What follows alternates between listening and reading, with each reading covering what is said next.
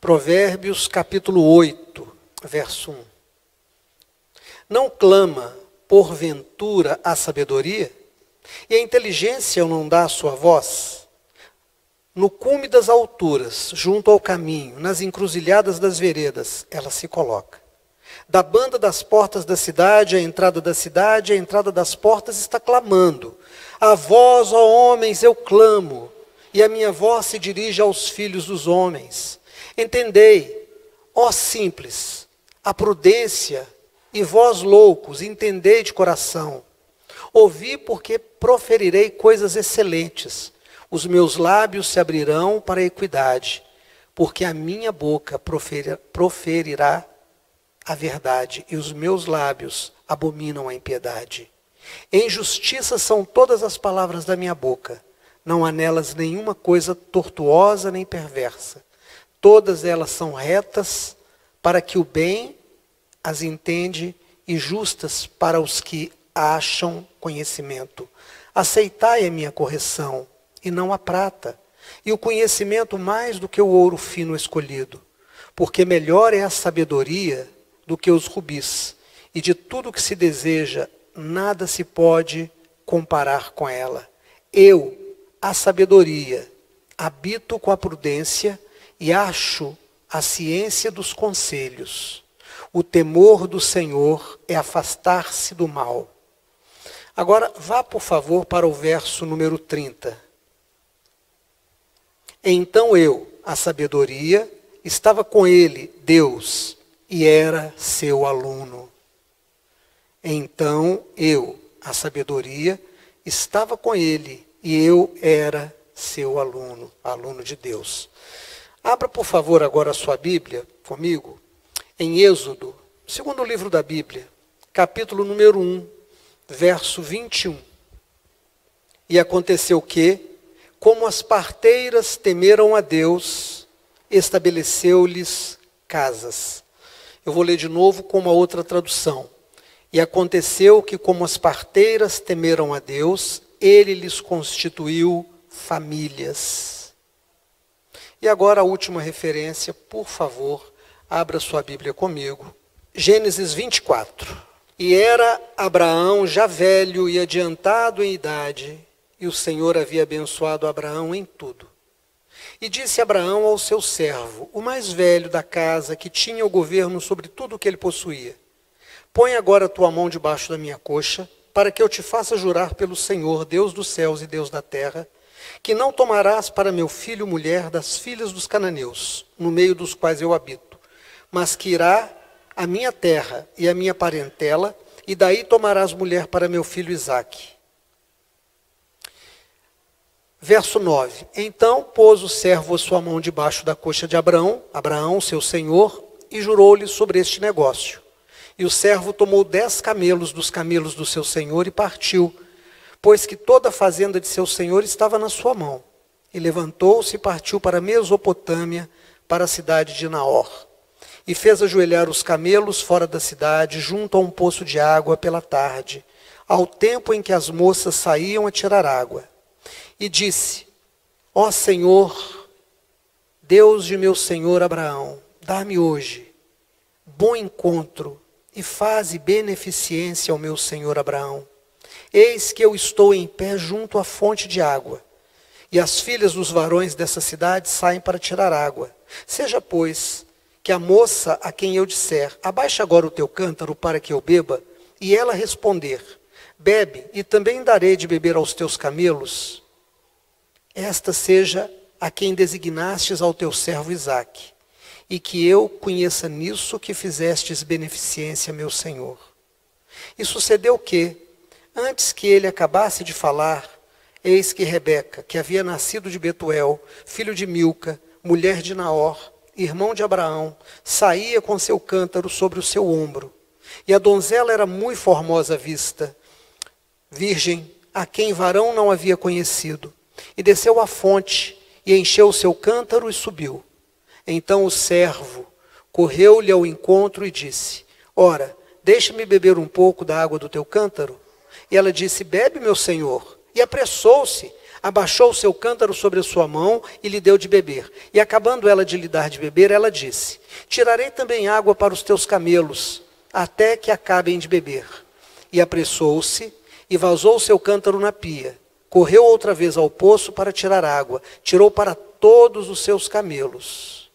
E o varão estava admirado de vê-la, calando-se para saber se o Senhor havia prosperado em sua jornada.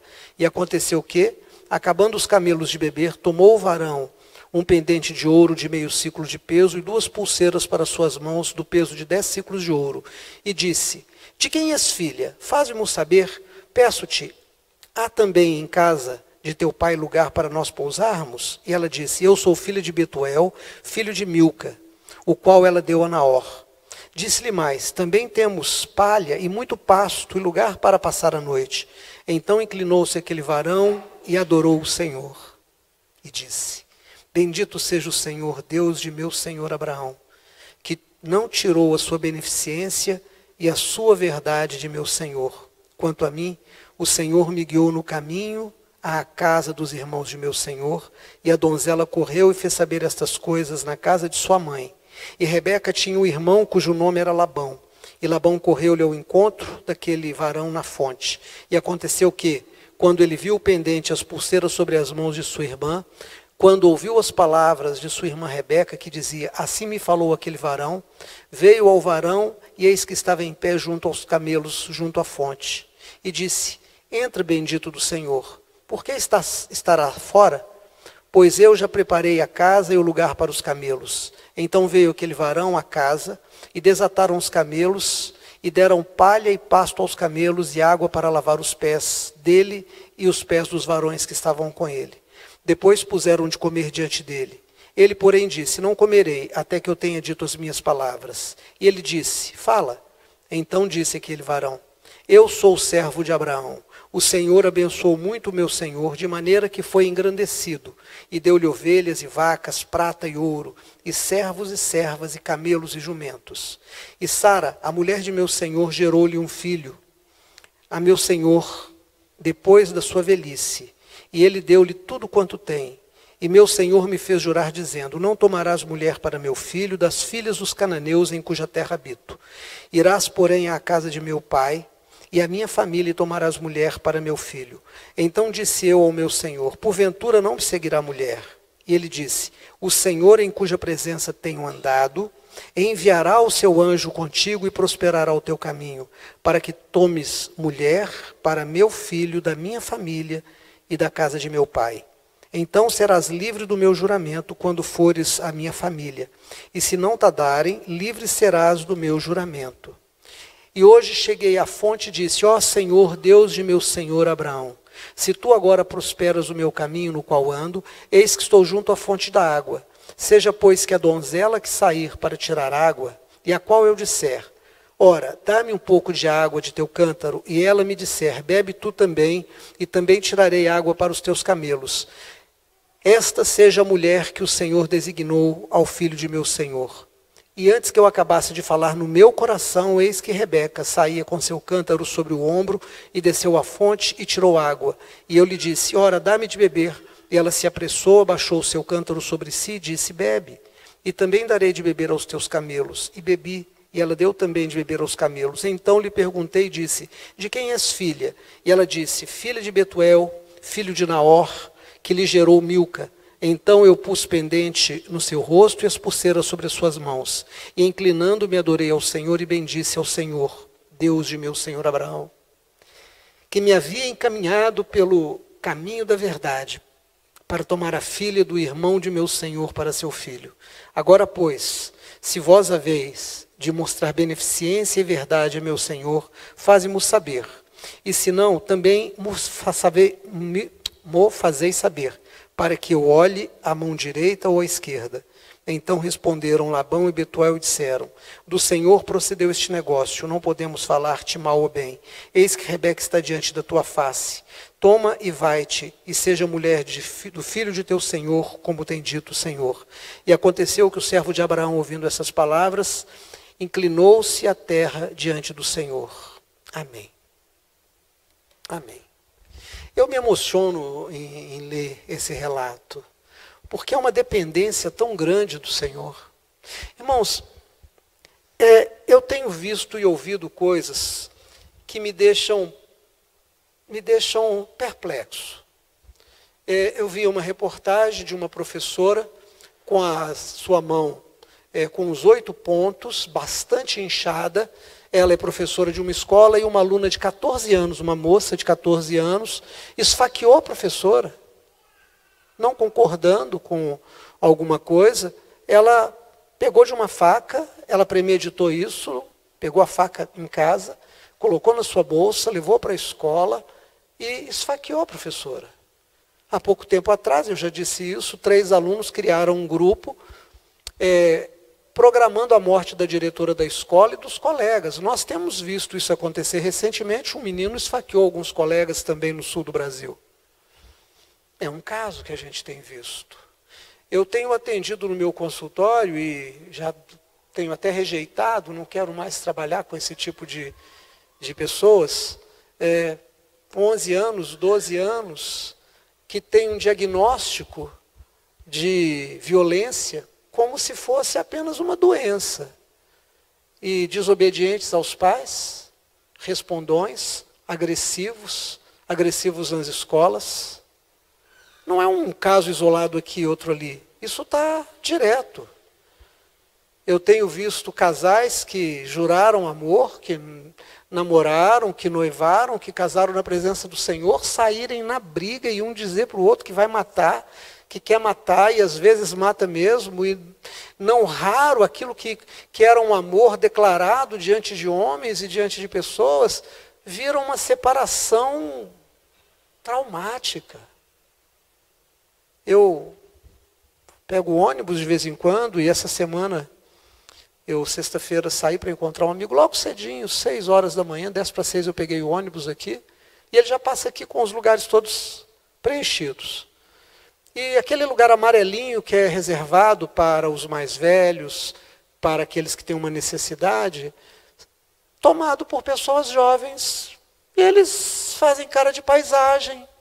E as pessoas mais velhas, as pessoas com algum tipo de necessidade, ficam em pé, e elas ficam muito bem, apesar de estar escrito, tem uma placa ali dizendo que aquele lugar é para pessoas mais velhas, é para pessoas doentes, é para pessoas grávidas, é pessoas com crianças, mas elas não levam isso em consideração. Moças e rapazes.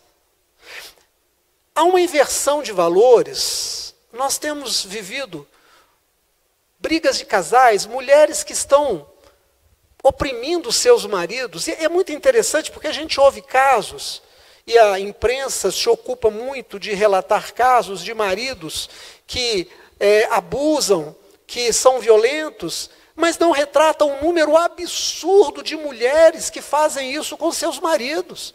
E os homens têm vergonha de denunciar, e quando denunciam, não são atendidos, acolhidos. Nós estamos vivendo assim uma inversão completa de valores que está inviabilizando as relações. As pessoas estão muito ruins, muito ruins. E aí a gente fica pensando, onde é que tudo isso começou? Quando é que tudo isso começa? E me veio à memória 2 moças que passaram aqui pela igreja, uma conversa comigo pelo Zap, e a outra conversa comigo aqui na porta da igreja, e as 2 dizem para mim assim, pastor, a família está em primeiro lugar, ela é antes da igreja. Meu marido vai demais à igreja, vem muito à igreja, e eu digo, mas ele vem 3 vezes.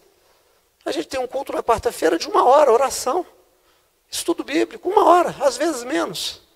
A gente tem um culto no domingo que à noite é 1 hora, às vezes 1h15. E de manhã a gente tem uma escola dominical que é 1 hora de 9 às 10.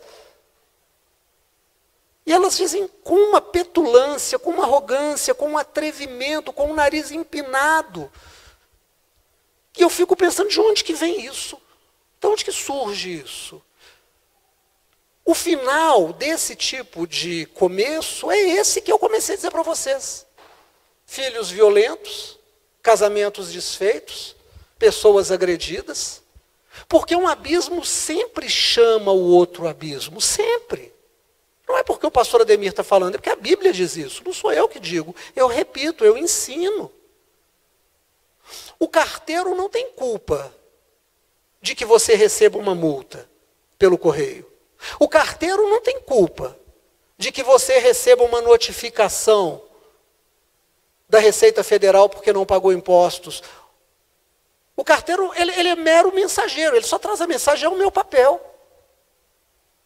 E aí eu fico pensando, o que é que a Bíblia diz para nós? A primeira coisa que nós precisamos trazer à memória é que é preciso agir com sabedoria em todas as situações. Em todas as situações. Eu preciso ser sábio, ter um olhar de sabedoria. O que é sabedoria? Aplicar o conhecimento. Um conhecimento que não se aplica não serve para nada. Para que serve um conhecimento que você não usa? Para nada. Quando você usa um conhecimento, você está se tornando sábio. Nós temos uma fonte de conhecimento que é a palavra de Deus. Está aqui. Por isso é que Jesus disse que não vale apenas ouvir a palavra, é preciso praticá-la.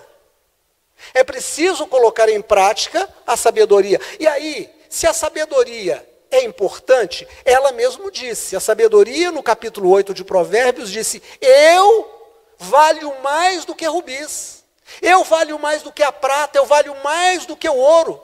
Não corra atrás de dinheiro, corra atrás de sabedoria. Dinheiro passa, dinheiro pode ser roubado, pode ser desvalorizado. Sabedoria não. A sabedoria diz, eu estou pelas esquinas, eu estou nas encruzilhadas, eu estou nas portas das cidades dizendo, homens, olhem para mim, eu quero entregar o conhecimento e o jeito de usá-lo. Tiago, o apóstolo, o escritor da carta no Novo Testamento diz, algum de vocês tem falta de sabedoria? Peça a Deus, que a todos dá com abundância e a ninguém deixa em falta. Pediu, recebeu. E aí essa sabedoria, que vale mais do que o ouro, diz assim, eu fui aluna de Deus quando Ele fez todas as coisas. Pastor Zé, a sabedoria foi aluna de Deus. E nós, pelo nome de Jesus, entramos na presença de Deus diretamente. Então, como é que pode um crente ter um filho rebelde? Ter um filho preguiçoso? Ter um filho que ameaça e agride professores? Como é que pode alguém que está debaixo da palavra, que na casa dele, na casa dela tem várias Bíblias, ter um filho que toma o lugar dos mais velhos no ônibus? É porque a Bíblia está se tornando um ventilador em cima da mesa, um chenil em cima da cama, uma antena em cima do telhado. Ela tem um efeito decorativo, quando muito um efeito placebo para a consciência, para que a consciência não fique doendo. E eu ouvi um terapeuta, ele dizendo numa das palestras dele, ele dizendo, os pais chegam para mim, veja que não é Ademir, é um outro terapeuta dizendo, os pais chegam para mim e dizem, meu filho tem um transtorno opositor, meu filho tem um transtorno desafiador, minha filha tem isso. Ele disse, não, o seu filho é mal educado. Desculpa, eu não estou chamando, não estou insultando o seu filho, eu estou dizendo que ele não foi educado adequadamente. O pai e a mãe não educaram o seu filho como deveriam educar, e ele se tornou isso. Ele não é doente. Ele é mal educado. Isso ele disse. A minha experiência, atendendo juniores e pré-adolescentes e adolescentes, em muitos casos foi de chamar o pai e a mãe e dizer, eu, como terapeuta, não achei nenhuma doença no seu filho. Seu filho e sua filha são mimados. Faltou pulso, Faltou limite, faltou lei em casa. Porque o pai e a mãe abrem mão da sua obrigação para com Deus e da sua obrigação para com os filhos. Então, em vez de fazer um filho e uma filha como pessoas boas e dignas de admiração, produtivas, fazem rebeldes, delinquentes. Simples assim. Mas a Bíblia está aqui, a sabedoria é dada a quem pede. O Senhor nos ensina como nós devemos proceder em casa. Pastor, mas como então nós devemos proceder em casa? Bom, a sabedoria disse, e nós lemos juntos nessa noite, que o princípio dela, o princípio da sabedoria é o temor do Senhor. Preste atenção. O princípio da sabedoria é o temor do Senhor. Deus, eu quero sabedoria para não jogar o meu casamento fora. Tema a Deus. Obedeça a Deus. Deus, eu quero que a minha filha seja uma mulher segundo o teu coração, meu filho seja um homem de valor, que ama o Senhor. Teme a Deus, obedece os seus mandamentos. O princípio da sabedoria é o temor do Senhor, está escrito aqui. E aí, para ilustrar, nós fomos para Êxodo, para o capítulo 1. E lá está escrito que, porque as parteiras temeram a Deus, Deus lhes deu de presente uma família. Família é algo que nasce no coração de Deus e que subsiste da misericórdia de Deus. Eu posso ouvir um amém? Irmãos, família não é algo que o charme cria. E eu vou botar um vestidinho coladinho, um decote, uma saia mais curta, e o cara vai fazer academia, e vai ficar parecendo um sorvetão, com aquele bração, aquilo tudo, e vai andar. Eu vou conquistar a menina mais bonita, a mulher de mais valor, ela vai pegar aquele gato que tem um carro importado. Isso não é família. Isso é puro exibicionismo. Família, ela se constitui no afeto. E é tão interessante, porque hoje na escola dominical, e eu repito mais uma vez, não perca a escola dominical. Não perca. Venha. Deus está te dando de bandeja, de presente. E eu perguntei hoje, qual é o conceito de família? E foi a Lulu que respondeu e a pastora Nízia, eu acho que foram as duas. Outras pessoas também poderiam responder, ou estavam respondendo, mas essas duas eu me lembro. E as duas disseram, família não é alguma coisa que acontece no sangue. Não é o sangue que dita quem é família. Não é a lei que diz quem é família, são os afetos, são as responsabilidades, são os laços. Então não adianta eu me casar com alguém e dizer, agora eu tenho uma família. Quer saber? Eu, ela, eu, ele e um cachorro. Nós somos uma família, não. Pode ser só um ajuntamento. Mas nós nos casamos, isso não é família. Mas eu e ele somos filhos do mesmo pai, nós somos família. Caim matou Abel e eram irmãos de sangue. Não era família. Família é consideração. Sabe como é que um casamento dá certo? Um casamento não dá certo enquanto você tem dinheiro, enquanto você é gostosa, você é gostoso, você é bonito, você é bonita. Não é enquanto você tem cabelo e tem músculos. O casamento se faz quando você tem adversidades. O casamento se faz quando a pessoa está doente. Eu vi um testemunho de uma moça, um dia desse, com 30 e poucos anos, ela teve um AVC. O casamento durou mais 6 meses depois do AVC dela. 6 meses. Eu fiquei sabendo uns anos atrás de algo parecido. Uma moça de 32 anos também que casou. O marido despachou para a casa dos pais dela e depois de um tempo pediu divórcio. Sabe quando é que um casamento se cristaliza? Nas adversidades. No dia da doença, da falta de emprego, da falta de casa, quando a gente não tem comida, quando a gente tem tudo contra a gente. E os dois se ajudam, mas se ajudam como? Mantendo a fé. Mantendo a fé. Antigamente, quando não havia luz elétrica, sabe o que as mães faziam quando os filhos iam à noite? Ou para o trabalho, ou iam fazer alguma coisa? Colocava uma lamparina do lado de fora da casa. A lamparina ficava acesa. para mostrar o caminho, no meio daquele breu. Sabe o que é que faz uma família se manter unida? Sabe o que é que faz os filhos serem filhos bons? A palavra de Deus. Lâmpada para os meus pés é? Lâmpada para os meus pés é? Como é que você pode ter uma família mais importante do que Deus? Como é que você pode ter uma família mais importante do que a igreja?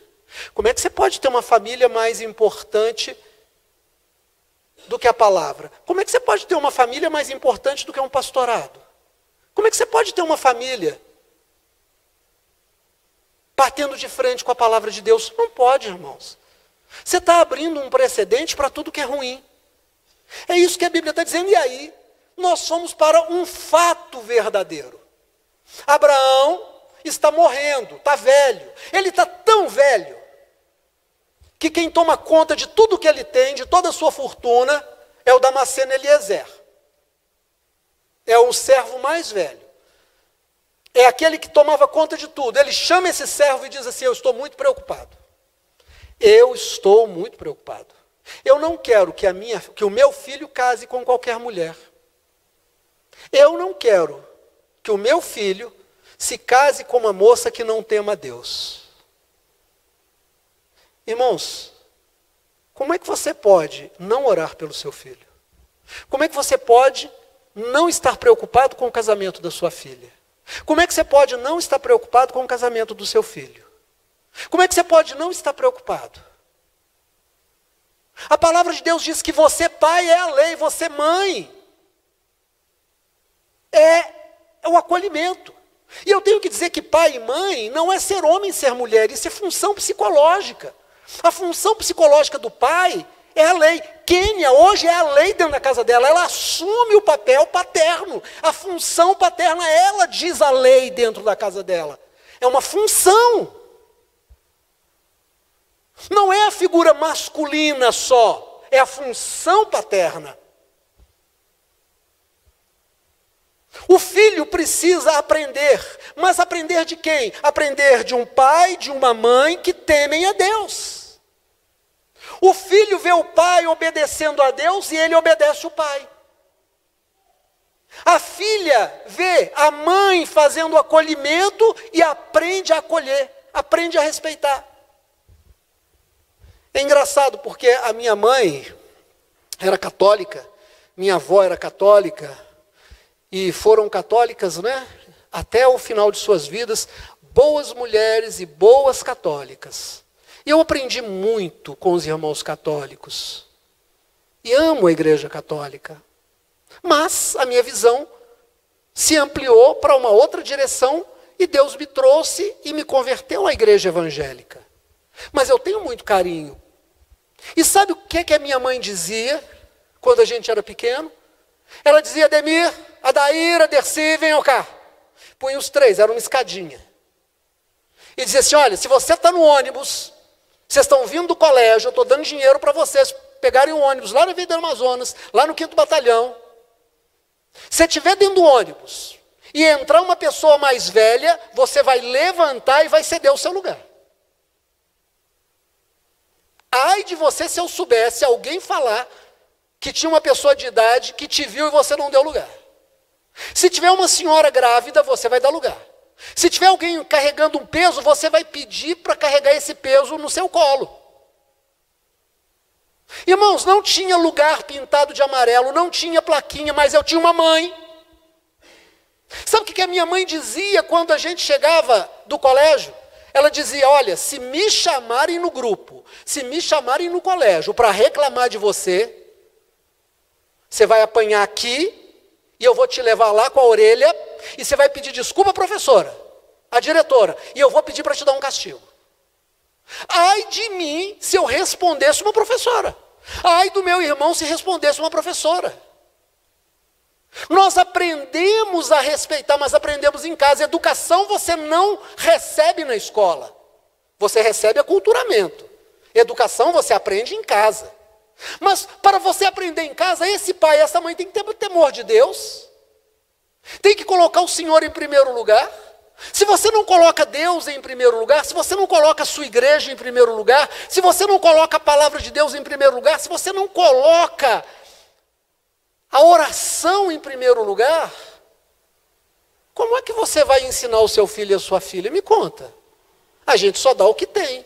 Ou nós não repetimos o que Paulo diz, pastor Zé, na ceia do Senhor: o que recebi do Senhor, também vos entreguei. Eu só posso dar aquilo que eu tenho. Dia desse eu estou vindo do médico, né? A gente chega a uma certa idade que começa a fazer um monte de exame, né? Você não está doente, mas é preventivo, né? Você começa a olhar tudo. E aí você acha que não está doente. Quando você chega lá, você vê que tem um monte de coisa que começa a ficar fora de lugar. Isso chama idade, Beto. Idade é uma bênção, porque você começa a ver que o corpo vai se preparando para o final, e aí você precisa ter um cuidado. E eu vim no ônibus, peguei o ônibus lá no Barro Preto e vim embora, tranquilo. Em algum ponto entrou uma senhora mais velha, uma senhora um pouco mais velha, cabelo branco, e ficou do meu lado. E eu me levantei e disse para ela: por favor, sente-se aqui. E ela disse: o senhor vai descer aqui, na frente? Eu falei: não, eu não vou descer aqui não, eu vou descer lá no bairro. Ela disse: mas por que o senhor está me dando lugar então? Ela ficou assim. Irmãos, não estão acostumados com gentileza, não estão acostumados com generosidade, não estão acostumados a serem bem tratados. Esses valores, a palavra de Deus nos dá. O que é que o servo fez quando Abraão disse: não busque para o meu filho uma filha entre os povos dessa terra, mas vai buscar entre os meus parentes? Ele foi. E aí, Lucas, presta atenção aqui, irmãos, em nome de Jesus. Esse homem que conhecia Deus porque Abraão pregou para ele, que conhecia Deus porque Abraão testemunhou para ele, disse assim: Deus, e é aqui que eu quero pegar a minha mensagem com você. Deus, para começar a família de meu servo, de meu senhor, do filho de meu senhor Isaque, eu preciso que o Senhor me guie. Traz essa moça segundo o teu coração. Senhor, eu quero que o meu senhor Isaque, filho de meu senhor Abraão, tenha um casamento que comece na igreja, que comece na palavra, que comece na oração, que comece no temor. Tem que vir do Senhor. Vai acontecer, Senhor, eu vou te pedir, me dá um sinal. A moça, olha, tem que ser uma moça muito específica, porque eu não conheço essa terra. Tem que ser da família do meu senhor Abraão. Eu não sei quem é quem, o Senhor sabe. Tem que ser uma moça de bom coração, de coração generoso, que ela não seja petulante. Eu fico pensando nessas pessoas que olham para a gente com a cara assim, diz assim: pastor, a igreja não é mais importante que a família. Mas é assim com uma arrogância, Lucas. Eu fico imaginando se Rebeca olharia assim para aquele homem e diria assim: eu tirar água para o senhor e ainda dar água para o seu camelo? Com quem que o senhor acha que o senhor está falando? Não, meu irmão. Uma mulher humilde, uma mulher submissa, uma mulher trabalhadora. Ele disse: tem que ser uma mulher segundo o teu coração, um presente do Senhor. E eu vou pedir água, e ela vai me dar água, e ela vai oferecer água para os meus camelos. Eu vou saber que é do Senhor. Mas ela tem que ser liberada pela família, e ela tem que querer ir para essa terra. Então tem que ser um milagre. Olha aqui para mim em nome de Jesus. Casamento começa com milagre. Casamento começa com milagre. Casamento que não vai a divórcio é milagre. Me ofereceram um diploma. Você estava, Orlando estava, Wesley estava, Tiago estava, algumas pessoas foram comigo. E aí tem um texto, uma biografia que a gente faz e eles leem lá na hora. Você escreve quem é você. E eu escrevi assim: casado há 39 anos com a mesma mulher. E aí todo mundo riu. Sabe por quê, irmãos? Porque é muito raro. É muito raro. O normal é separar com menos de 5 anos. Ultrapassou 5, separar com menos de 10. Passou disso, já é um marco histórico. Chegar em 39, esse ano eu faço 40. E eu digo: não é porque eu sou um bom marido, não. Eu acho que a Simone podia até ter arrumado alguém melhor. Não é porque a Simone é boa não, viu?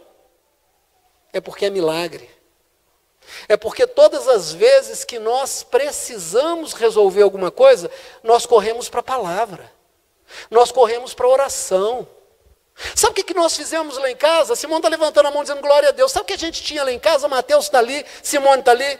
Nós fizemos a nossa casa um cantinho de oração. Era ali que a gente resolvia problemas. Era ali que a gente pedia perdão. Era ali que a gente chorava. Era ali que a gente lia a palavra. Era ali que a gente orava de joelho. Era ali que a gente ria. Era ali que a gente colocava os CDs mais novos que a gente tinha comprado. Pai, comprei um CD da comunidade de Nilópolis. Aleluia, a gente vai ouvir sexta-feira. Sexta-feira a gente parava tudo e íamos para o nosso cantinho de oração. Irmão, casa tem que ter um lugar de oração.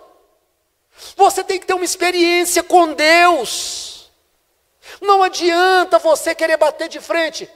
Hoje de manhã, eu estava ouvindo o testemunho da Karina Bach. Vocês lembram, com certeza, vocês devem lembrar dela. Foi atriz da Rede Globo.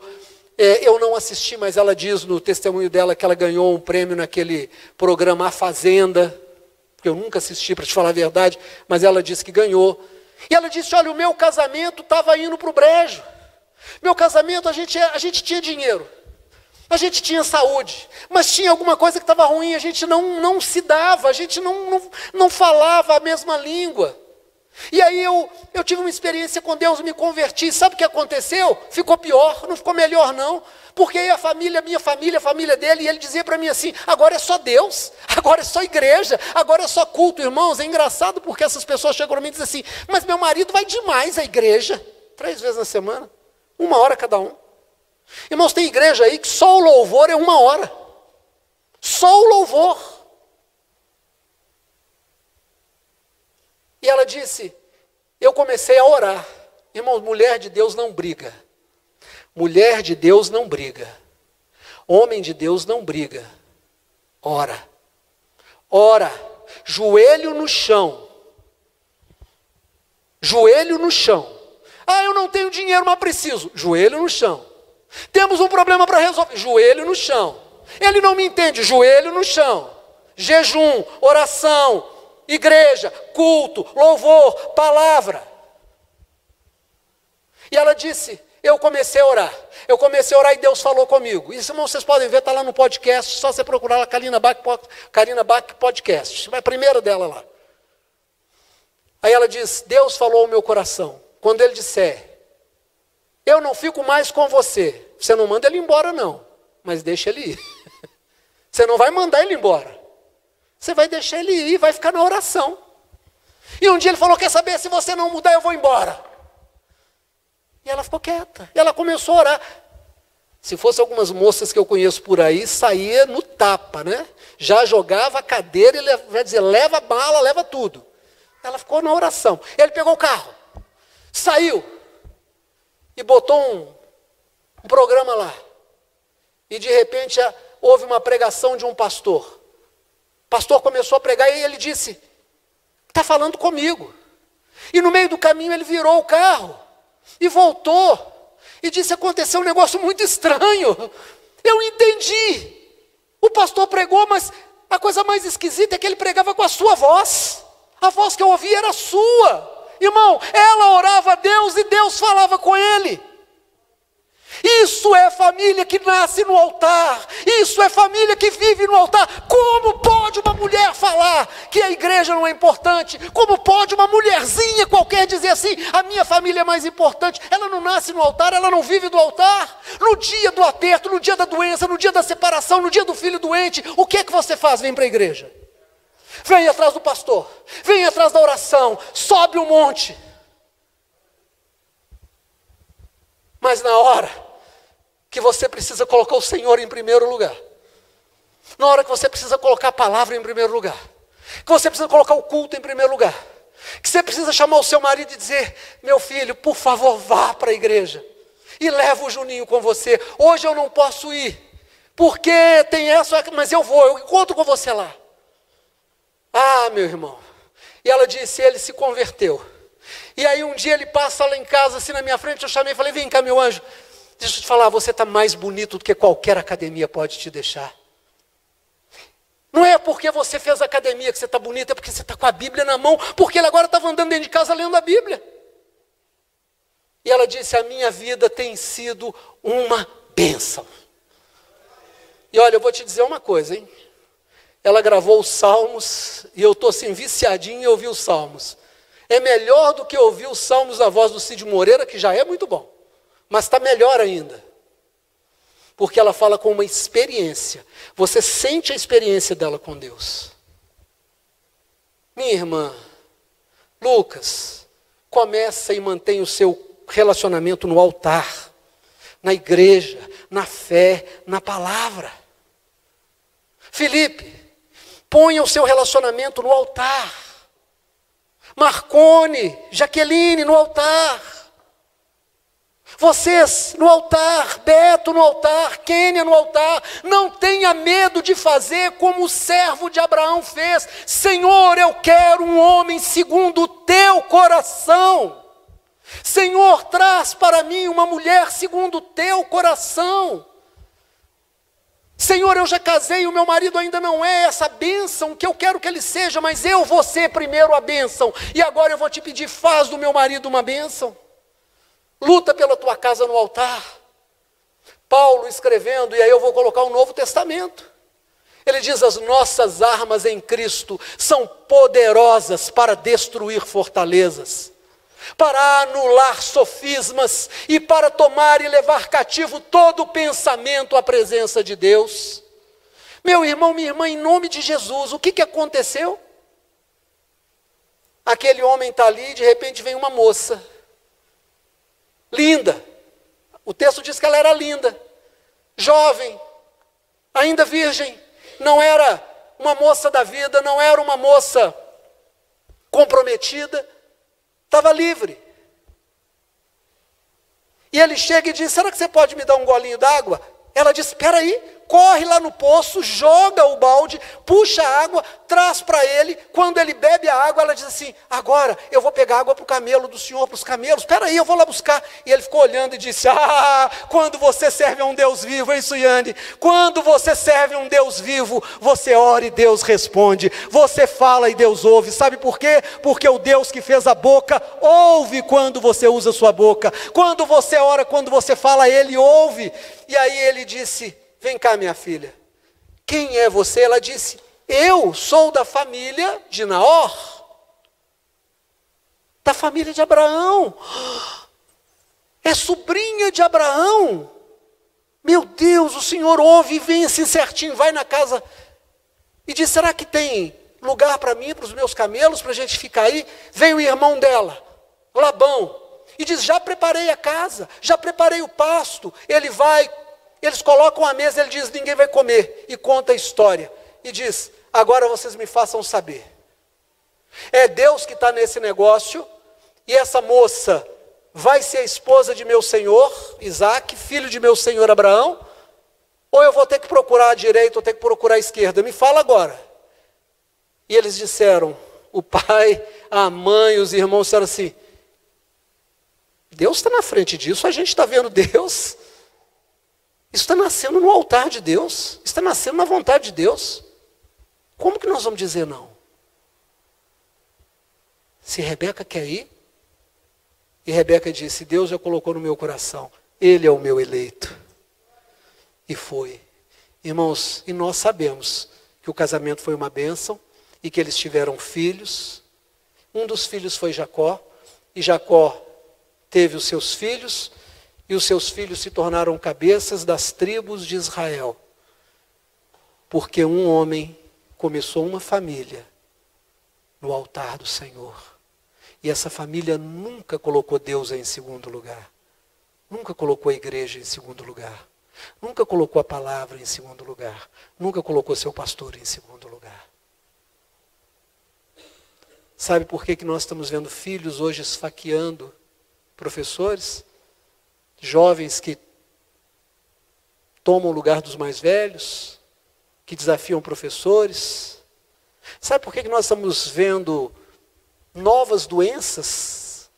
TOD, transtorno opositor desafiador. Sabe por quê?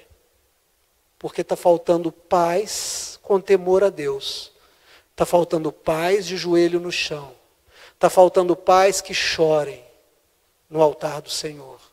Que briguem pela sua família, que lutem pela sua família. Está faltando quem deixe uma lâmpada acesa do lado de fora. Quando eu era criança, e eu ensinei isso para os meus filhos, e eu faço questão, nós chegávamos para o papai e para a mamãe e dizíamos: benção, pai. A bênção, pai. Deus te abençoe. A bênção, mãe. Deus te abençoe, meu filho. Um dia minha mãe chamou e falou: Ademir, você pede bênção demais. Cada vez que você me encontra, você fala bênção. Eu acho que é por isso que eu sou tão abençoado, porque eu pedi bênção demais para ela. E quando a gente estava saindo, ela dizia assim: Deus te guie, vai com Deus. E quando a gente chegava, sabe o que minha mãe dizia? Graças a Deus você chegou. Ela sempre pôs Deus em primeiro lugar. Quando vocês tiverem filhos, criem no temor do Senhor. Quando você começar a sua família, tenha temor do Senhor. E os anos que o Senhor te der, ainda que você tenha 1 ano, 2, 10, 20, 30, 40, 50 de casado, tenha temor do Senhor. E se você é filho, nunca desonre o seu pai e a sua mãe. Nunca desonre a sua igreja, nunca desonre o seu pastor, nunca desonre a palavra do Senhor. O temor do Senhor é o princípio da sabedoria. Amém? Vamos ficar de pé em nome de Jesus, pastor Zé.